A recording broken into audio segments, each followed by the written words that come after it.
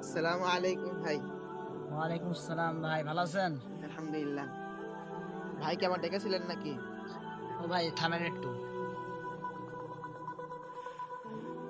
ভাই কিছু টাকা রাখেন, রমজান মাস আল্লাহ পাক দান করতে বলেছেন, আমি আপনাকে দান করলাম, ঈদের মধ্যে আপনি খরচ করেন।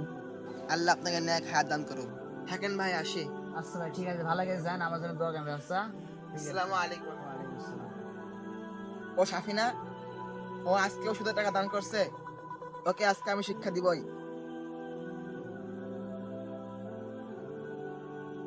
ভাই, আমি একটা আপনাকে কথা বলবো, রাগ করেন না।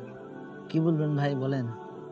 যে আপনি যে এই সুদের টাকা দান করছেন, আপনার দান করে লাভ হচ্ছে কি? ভাই এটা তো সুদ না, এটা তো একটা ব্যবসা। এই টাকা তো ব্যাংক কোলাই, তা আমি এটা সমস্যা কি? আচ্ছা, হারাম জিনিসের নাম বদলালে কি হালাল হয়ে যায়? ভাই এটা আপনি বুঝবেন না, আমি গরিব মানুষকে দান করছি, এটাই গরিবের অনেক উপকার হচ্ছে। এটা আপনার সমস্যাটা কি?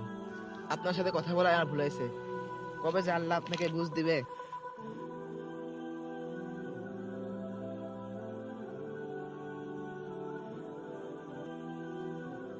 আসসালামু আলাইকুম। ওয়ালাইকুম ভাই।